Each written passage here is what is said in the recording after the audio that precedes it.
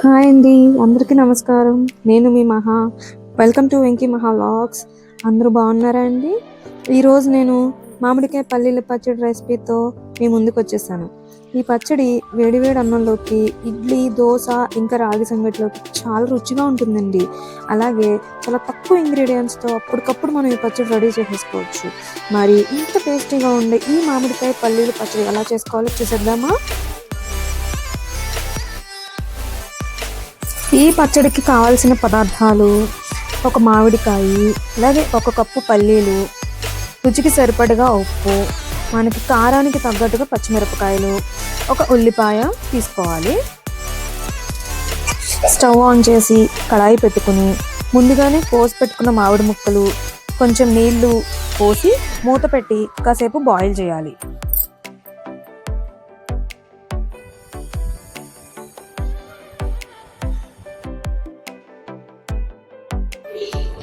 5 minutes అయింది. ముక్క ఉడికిందేమో చూద్దాము. ముక్క బాగా ఉడికిపోయిందండి. ఇప్పుడు స్టవ్ ఆపేసేసి కడాయి మనం పక్కన పెట్టేసుకుందాము. స్టవ్ ఆన్ చేసుకుని వేరొక ప్యాన్ పెట్టుకుని అందులో ఒక 2 spoons ఆయిల్ వేసుకుందాం. 2 spoons ధనియాలు, కొంచెం మెంతులు, కొంచెం జీలకర్ర, అలాగే కొంచెం ఆవాలు వేసుకుని బాగా వేయించుకుందామండి. అవి బాగా వేగాలి.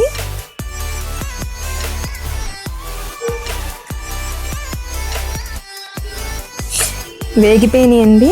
ఇందులోకే ఇప్పుడు మనం ఈ కారానికి తగిన పచ్చిమిరకాయలు తీసుకున్నాం కదా, అవి వేసుకోవాలి.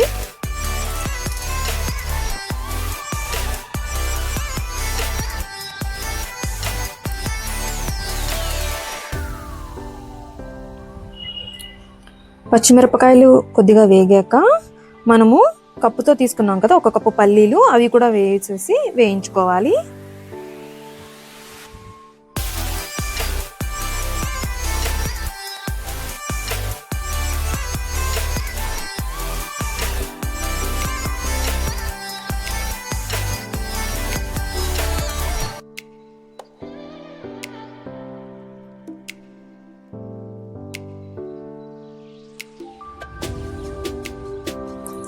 పల్లీలు కూడా వేగిపోయినాయండి.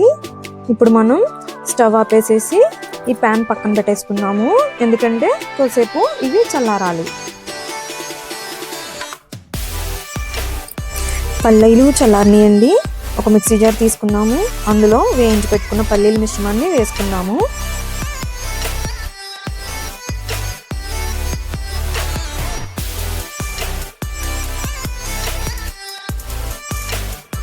రుచికి సరిపడగా ఉప్పు వేసుకుందాము.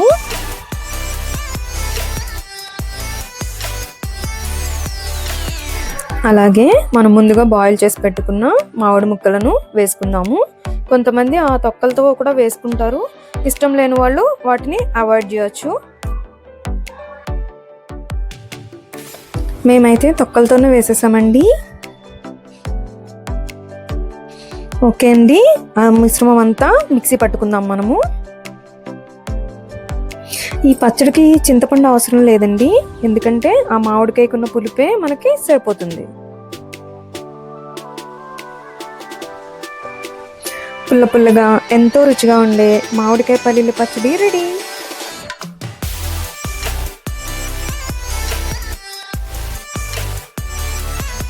ఫైనల్గా ఈ పచ్చడిలో పచ్చి ఉల్లిపాయ మనం ముక్కలుగా కోసుకుని కలుపుకుని తింటే అద్భుతంగా ఉంటుందండి.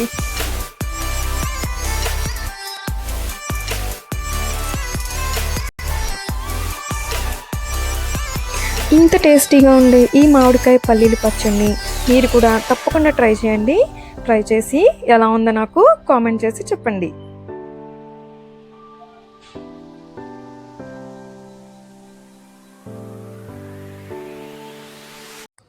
హలో అండి, అందరికీ నమస్కారం. నేను మీ మహా. వెల్కమ్ టు వెంకీ మహా వ్లాగ్స్. అందరూ బాగున్నారా అండి?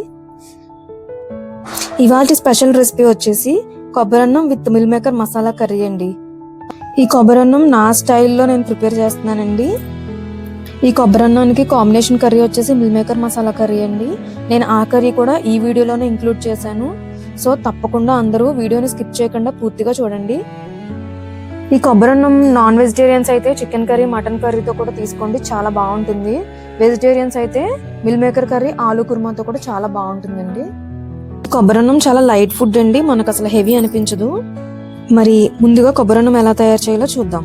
ఫస్ట్ కొబ్బరి పాలు కోసం నేను కొబ్బరి ముక్కలు మిక్సీ జార్లో వేసుకుని మిక్సీ పట్టి ఆ వాటర్ని బాగా వడకపెట్టుకున్నానండి. ముందుగానే నేను రెడీ చేసి పెట్టుకున్నాను కొబ్బరి పాలని. ఇప్పుడు కొబ్బరి అన్నం కోసం బియ్యం నేను 1 గ్లాస్ నార్మల్ రైస్ తీసుకున్నానండి. అదే సేమ్ క్వాంటిటీతో 1 గ్లాస్ బాస్మతి రైస్ తీసుకున్నాను. 2 సమానంగా తీసుకున్నాను. అది 1/2 కేజీ గ్లాస్ అండి. నేను 1/2 కేజీ బియ్యం తీసుకున్నాను. కొబ్బరి అన్నానికి కావాల్సిన పదార్థాలు చూద్దామండి. దాల్చిన చెక్క ఒక చిన్న ముక్కని నేను 3-4 ముక్కల కింద కోసుకున్నాను. 4-5 లవంగాలు, 2 పలావాకు, 1 స్టార్ పువ్వు, 1 మరాఠీ మొగ్గ, 1 జాపత్రి, కొద్దిగా సోంపు, కొద్దిగా షాజీరా, కారానికి తగిన పచ్చిమిరపకాయలు, 3 ఉల్లిపాయలు, కొంచెం కొత్తిమీర, అలాగే మనం ముందుగా రెడీ చేసి పెట్టుకున్న కొబ్బరి పాలు.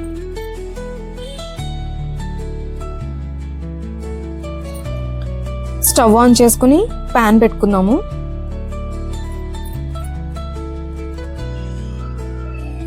ప్యాన్ కొద్దిగా హీట్ అయ్యాక 2 స్పూన్లు నెయ్యి వేసుకుందాము.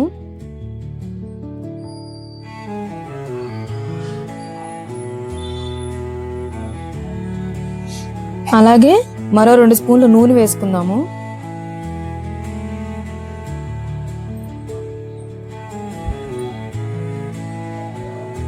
నూనె కొద్దిగా వేడయ్యాక మనం మసాలా దినుసులు తీసుకున్నాం కదండి, స్టార్ పువ్వు, మరాఠీ మొగ్గ, దాల్చిన చెక్క, లవంగాలు మొత్తం అన్నీ వేసేసి వేయించుకోవాలండి మసాలా దినుసులు.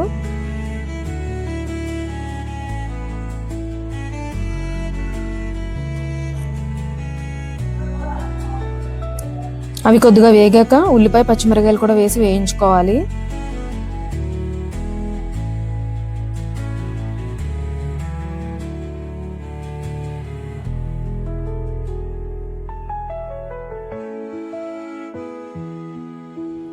ఉల్లిపాయలు బాగా ఎర్రగా వేగిపోవాలండి.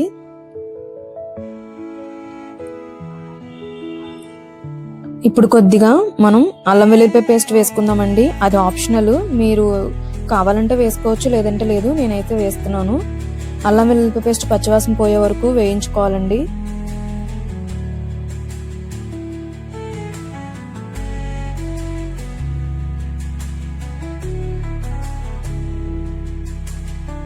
ఉల్లిపాయలు కూడా బాగా వేగిపోయాయండి. ఇప్పుడు మనం ఏ గ్లాస్తో అయితే బియ్యం పోసుకున్నామో అదే గ్లాస్తో కొబ్బరిపాలు పోసుకోవాలండి. నార్మల్గా అయితే 1 గ్లాస్ బియ్యానికి 2 గ్లాసులు కొబ్బరిపాలు పోస్తాము. కానీ నేను ఆల్రెడీ బియ్యం కడిగి నానబెట్టుకున్నాను కాబట్టి 1/2 గ్లాస్ తగ్గించి 3.5 గ్లాసులే పోస్తున్నానండి. లేదంటే చీడిపోతుంది అన్నం, అందుకని నేను 1/2 గ్లాస్ తగ్గించాను. 2 గ్లాసుల బియ్యానికి 3.5 గ్లాస్ కొబ్బరిపాలు పోసుకున్నానండి.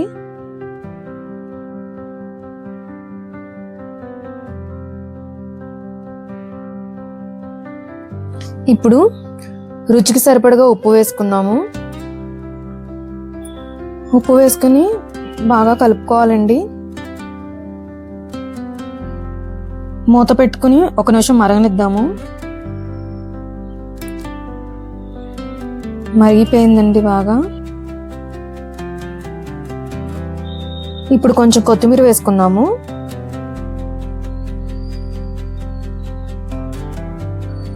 నానబెట్టి కడిగి వాడేసిన బియ్యం అండి, ఆ బియ్యం వేసుకుందాము.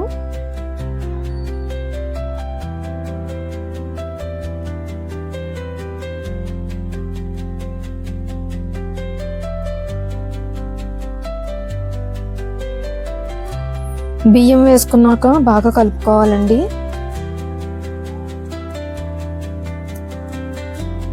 మూత పెట్టి ఉడకనిద్దామండి కాసేపు.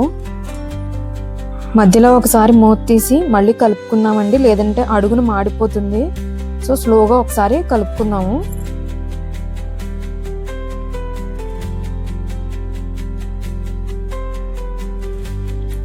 వాటర్ అన్నీ ఇంకిపోయినాయి కదండి, ఇంకా మంట సిమ్లో పెట్టుకుని మగ్గనివ్వాలి, లేదంటే మాడిపోతుంది.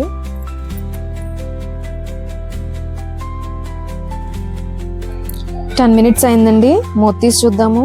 వావ్, రెడీ అయిపోయింది వేడివేడిగా కొబ్బరి అన్నం.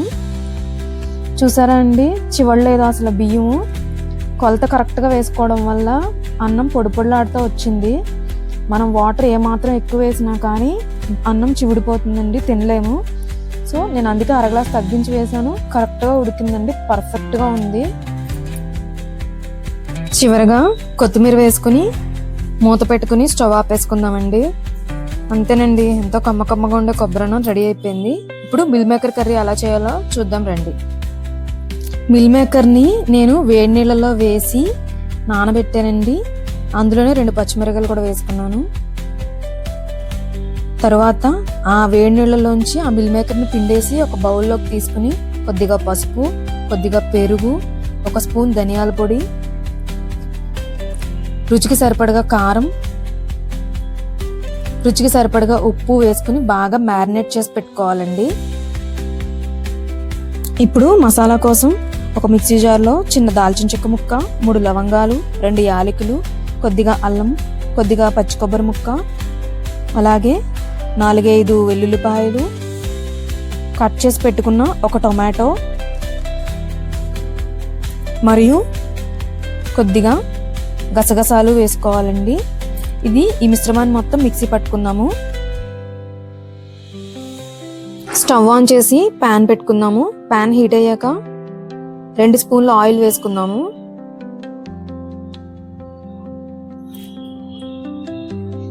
ఆయిల్ కొంచెం వేడయ్యాక కొద్దిగా షాజీరా, 1 లవంగం, 2 దాల్చిన చెక్క ముక్కలు వేసుకుని వేయించుకోవాలి.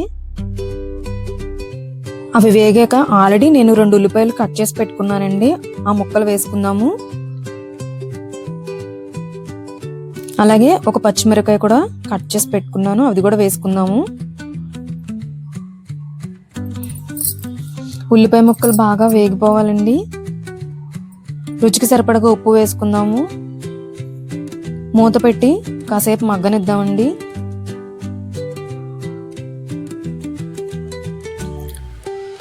మూత తీసి చూద్దామండి ఉల్లిపాయ ముక్కలు వేగాయో లేవో.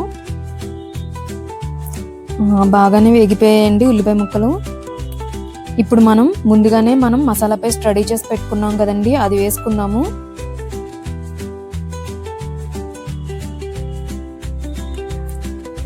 ఆ మసాలా మొత్తం పచ్చివాసన పోయే వరకు వేయించుకోవాలండి.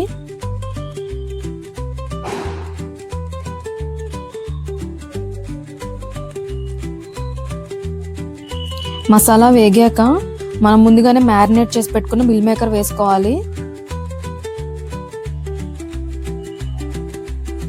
అవి కూడా బాగా వేగాలండి, కాసేపు వేయించుకుందాం వాటిని కూడా. కొద్దిగా వేగాక కొంచెం కొత్తిమీర వేసుకుందామండి. మసాలా మనం రుబ్బుకున్నప్పుడు మిక్సీ జార్లో వాటర్ వేసి ఆ మసాలా వాటర్ని ఇందులో పోసేద్దామండి. నార్మల్ వాటర్ కూడా వేసుకోవచ్చండి, అది మీ ఆప్షన్.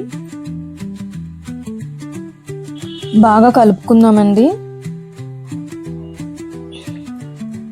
మూత పెట్టేసి దగ్గర పడే వరకు ఉడికించుకోవాలి. 5 మినిట్స్ అయిందండి, మూత తీసి చూద్దాము. ఓకే అండి, ఉడికిపోయింది. ఈ కన్సిస్టెన్సీలో ఉంటే మనకి కర్రీ కొబ్బరి అన్నంలో కలుపుకోవడానికి బాగుంటుందండి. సో మరీ పల్చగా మరీ చిక్కగా కాకుండా మీడియం కన్సిస్టెన్సీలో ఉండగానే మీరు ఆపేసుకోండి.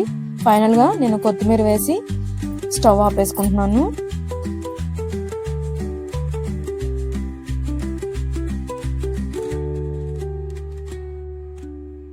అంతే అండి, ఎంతో టేస్టీగా ఉండే mill maker masala curry ready అయిపోయిందండి. ఈ కొబ్బరన్నానికి ఈ మసాలా కర్రీ చాలా అద్భుతంగా ఉంటుందండి. వేడి వేడిగా కొబ్బరన్నము అలాగే వేడి వేడిగా ఈ మసాలా కర్రీ వేసుకుని తింటే ఆహా ఏమి రుచి అనరామై మరచి అని అంటారండి మీరు కూడా.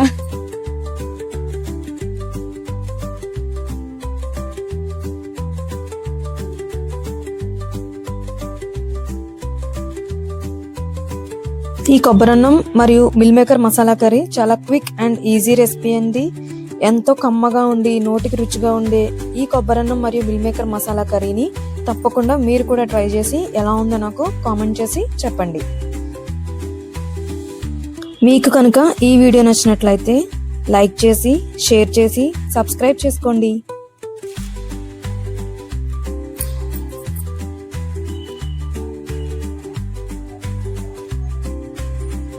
Thanks for watching. హలో అండి, అందరికీ నమస్తే. నేను మీ మహా. వెల్కమ్ టు వెంకీ మహా వ్లాగ్స్. ఇవాళ నేను ఒక మంచి ట్రెడిషనల్ రెసిపీతో మీ ముందుకు వచ్చేసాను. మన తెలుగు వాళ్ళ స్పెషల్ వంటకమైన పచ్చిపులుసు అండి. మన నెల్లూరు స్టైల్లో పచ్చిపులుసు రెసిపీని ఎలా టేస్టీగా ప్రిపేర్ చేసుకోవాలో చూపించేస్తాము. ఈ వంటకం మా అత్తమ్మ చేస్తున్నారండి. మా అత్తమ్మకి వాళ్ళ అత్తమ్మ నేర్పించారంట. ఇది చాలా సింపుల్ రెసిపీ అండి. బ్యాచులర్స్కి అయితే చాలా బాగా యూజ్ అవుతుంది. ఇన్స్టెంట్గా వాళ్ళ రెసిపీని ప్రిపేర్ చేసుకోవచ్చు. చాలా త్వరగా 10 minutesలోనే దీన్ని తయారు చేసుకోవచ్చు. నూనెతో పని లేకుండానే మనం ఈ పచ్చిపులుసుని తయారు చేద్దాము. మరి ఈ పచ్చిపులుసుకి కావాల్సిన పదార్థాలు చూద్దామా? ఎండుమిరపకాయలు, అవి మీకు కారానికి తగినన్ని తీసుకోండి. చింతపండు మీకు పులుపుకి తగ్గట్టుగా తీసుకోండి. అలాగే బెల్లం అండి, బెల్లం మెయిన్ ఇంగ్రీడియంట్ ఇందులో. అలాగే ఉప్పు, ఒక ఉల్లిపాయ తీసుకోవాలి. స్టవ్ ఆన్ చేసుకుందాము. ఒక ప్యాన్ పెట్టుకుందాము. ప్యాన్ హీట్ అయ్యాక ఎండుమిరపకాయలు వేసి వేయించుకోవాలి. ఎండుమిరపకాయలు తొడియాలతోనే వేసుకోవాలండి, ఎందుకంటే తొడియాలు తీసేస్తే వాటిలో ఉన్న గింజలన్నీ బయటకు వచ్చేసి మాడిపోతాయి. అందుకే తొడియాలతో వేసుకొని వేయించుకోండి. ఎండుమిరపకాయలు బాగా వేగాలండి. ఈ పచ్చిపులుసులో ఉన్న బెల్లం, చింతపండు వల్ల మనకు డైజెషన్ బాగా ఇంప్రూవ్ అవుతుందండి. ఎండుమిరపకాయలు వేగిపోయాయి.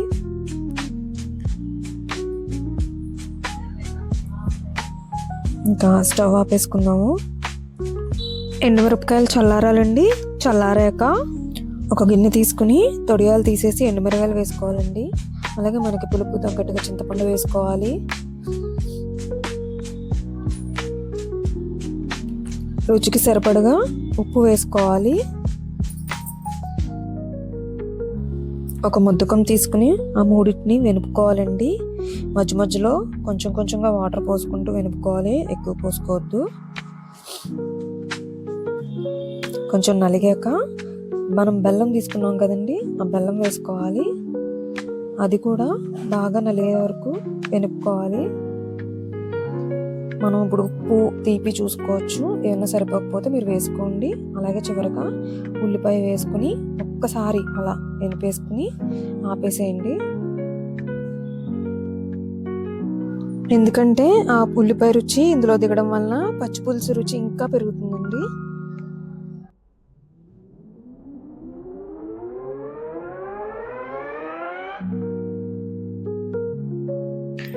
అంతేనండి, చాలా క్విక్గా ఈజీగా చేసుకునే పచ్చిపులుసు రెడీ అయిపోయింది.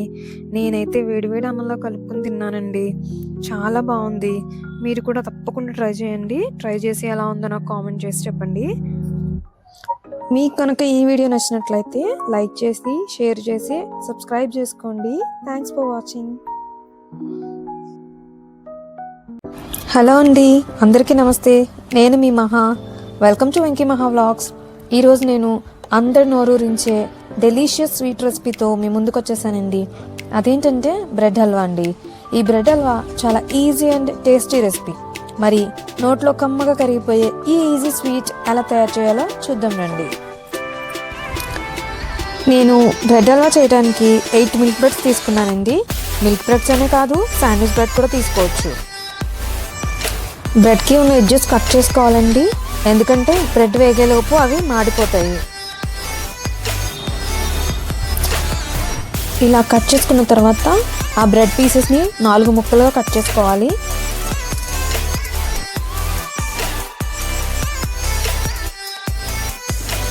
స్టవ్ ఆన్ చేసి 2 కప్పుల పాలు కాంచి చల్లారి పెట్టుకోవాలండి. తర్వాత యాలకులు దంచి పక్కన పెట్టుకోవాలి. అలాగే జీడిపప్పు ముక్కలుగా కట్ చేసుకుని పెట్టుకోవాలి. అలాగే ఎండు ద్రాక్ష కూడా తీసుకోవాలి, మరియు సారపప్పు కూడా తీసుకోవాలి. స్టవ్ ఆన్ చేసుకుని ప్యాన్ పెట్టుకుని నూనె కానీ నెయ్యి కానీ వేసుకోవాలండి. మేమైతే నూనె వేసుకున్నాము. ముందుగానే మనం ముక్కలుగా కట్ చేసుకున్న బ్రెడ్ని ఒక్కొక్కటిగా వేసి ఫ్రై చేసుకోవాలి.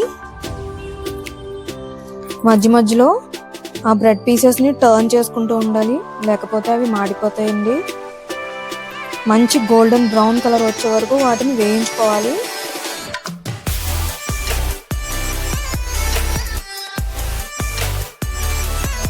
మంచిగా వేగిపోయాయండి. ఇప్పుడు మనము ఆ బ్రెడ్ పీసెస్ని తీసేసుకున్నాము. అలా ప్రెస్ చేయడం వల్ల ఆయిల్ అనేది బయటకు వస్తుంది, ఎందుకంటే బ్రెడ్ ఆయిల్ని బాగా పీల్చేస్తుంది. అందుకే అలా ప్రెస్ చేసి తీసుకున్నాం మేము.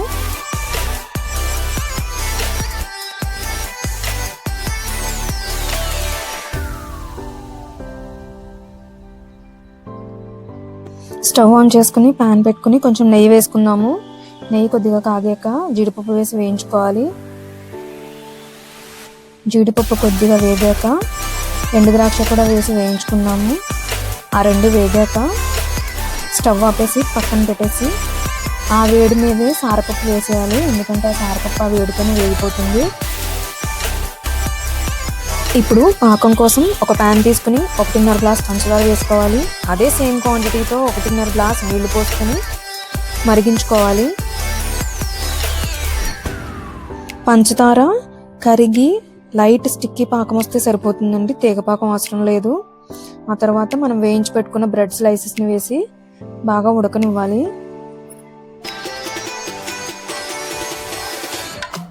పాకం బ్రెడ్ ముక్కలకి పట్టి బ్రెడ్ ముక్కలు సాఫ్ట్గా అయ్యే వరకు ఉడికించండి.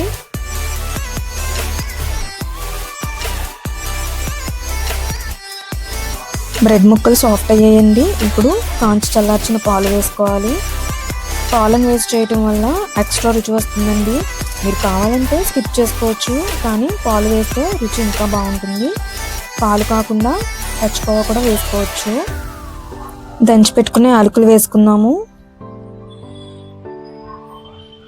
అలాగే ఫైనల్గా వేయించి పెట్టుకున్న డ్రై ఫ్రూట్స్ వేసుకున్నాము.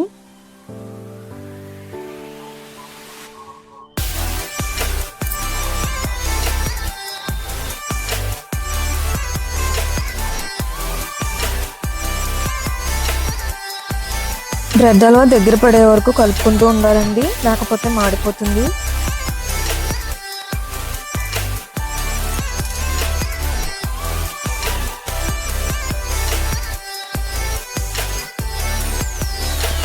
అయిపోయిందండి, ఇంకా మనం స్టవ్ ఆపేసుకుందాము. ఈ సింపుల్ డెలిషియస్ స్వీట్ రెసిపీ మీరు ట్రై చేసి ఎలా ఉందో నాకు కామెంట్ చేసి చెప్పండి. మీకు కనుక ఈ వీడియో నచ్చినట్లయితే లైక్ చేసి, షేర్ చేసి, సబ్స్క్రైబ్ చేసుకోండి. Thanks for watching.